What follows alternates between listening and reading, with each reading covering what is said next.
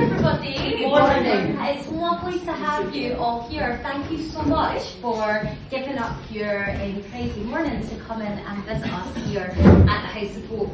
So I'm Lisa, I am the founder and CEO of the House of Hope. And I just wanted to tell you a little bit more about what we are doing here and the services that we offer. And then we're going to kind of split into groups. You can have we've got some breakfast prepared for you all, and then we'll take you around on a tour so you can actually see the House of Hope. It is a bit of a rabbit warren. So if anybody finds it difficult on stairs or anything, we can take it in your own time. So the House of Hope was really founded as a result of my own diagnosis. So I was diagnosed back in 2017 with incurable secondary breast cancer. And at that point, as you all know from the jobs that you do by volunteering with Macmillan, my life was put into a 360 spiral, and I felt really lost and I felt really isolated. And it was actually Macmillan, I was diagnosed in the Western, and it was the Macmillan nurses, or the angels in green as I called them at that point, who really kind of scooped me up, and they provided myself and my husband at the time. He's still my husband.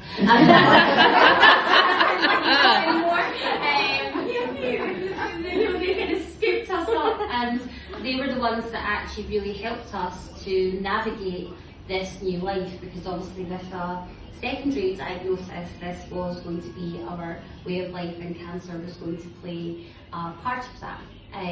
So I have been eternally grateful to Macmillan, and I still, tap into the services with my patient hat on as well. So when we were opening the House of Hope, I was really passionate about making sure that we could have that synergy and that relationship with Macmillan. So we do have the ICJ sessions, so they're run every 2 weeks from here already, which is fantastic.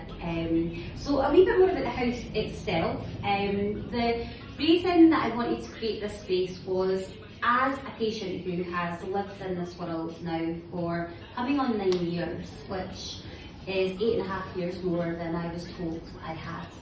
And I always thought that a space like this already existed, if that makes sense. When I was diagnosed, I felt, where is this place that I can go and that I can connect with other people that get it, and I can switch off, and and Maggie's have been an amazing support to us as a family. But I felt that breast cancer, it's such a complex form of cancer, and it affects women in such different ways that I really was struggling to find my tribe. So because of that, I decided I had quite a bit of time on my hands, because I'd been admitted to hospital. So I've had 19 surgeries to date, and I've spent a lot of time in hospital, and I used that time to really think about what I could do to make that change, and to initially to connect people with secondary breast cancer.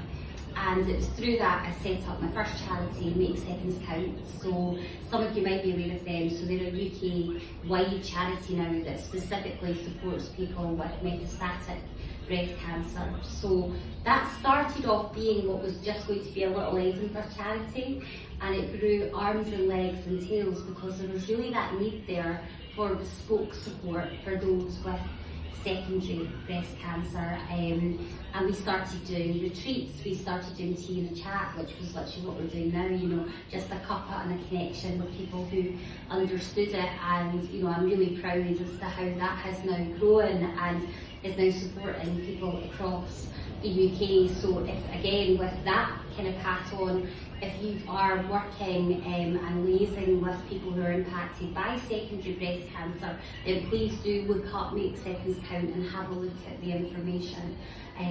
Because again, it's just about that collaborative approach, isn't it? And us knowing the services that are out there. So that feeling of kind of isolation and that lack of feeling like there was a place that existed niggled away in my head for the last kind of 7 years. And I don't know, has anybody heard of Future Dreams House in London? Yeah.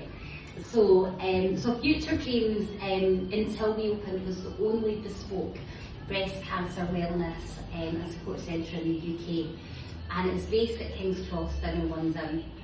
I had the privilege, through the work that I was doing with Make Seconds Count at the time, to visit Future Dreams, and I remember the first time I walked in, I was really quite emotional because I just felt like somebody had taken everything that was in my head, and my husband, because he was with me that day, and they created this space that had beautiful fitting rooms to go and talk about prosthesis and reconstruction. It had a fitness studio, it had a gorgeous kitchen where you could do nutrition workshops, it had therapy rooms, and I thought, why doesn't this exist in Scotland? And again, that little niggle, which has proved to be, my family say, quite dangerous. I'm laughing at Nancy's in the corner, because when I get an idea in my head, it just kind of snowballs.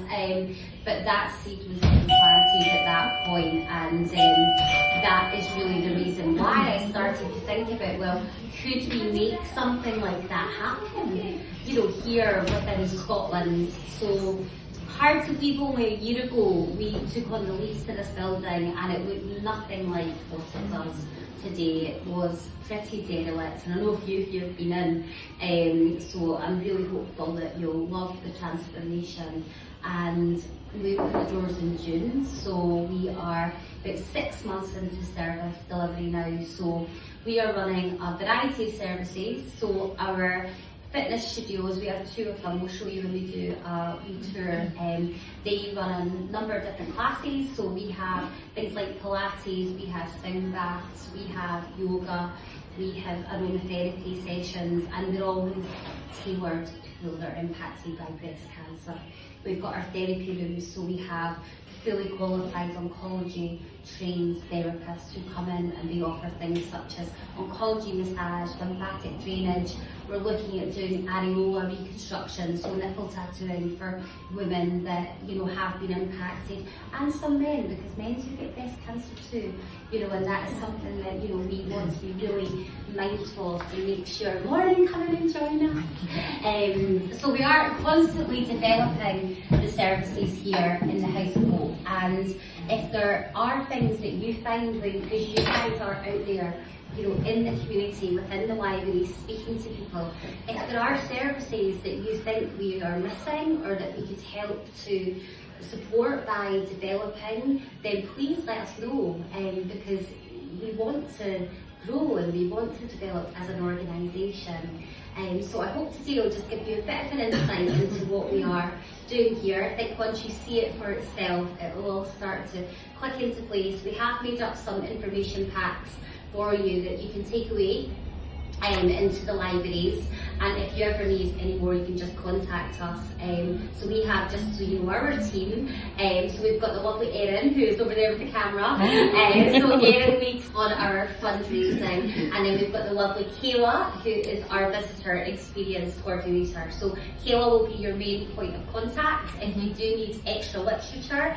If you've run out of anything at all for the libraries, then you just get in touch with Kayla, and we will make sure that we get that sent out to you. So on that note, I am going to let you relax, and we have some breakfast. What we'll do is we'll maybe split into small groups, and myself and Erin will rotate by taking you round. We've got a wee video that we can show you as well, and if you have any questions at all about anything that we're doing here, then please feel free to come and ask us. So thank you again, and I'm looking forward to connecting and working with you all.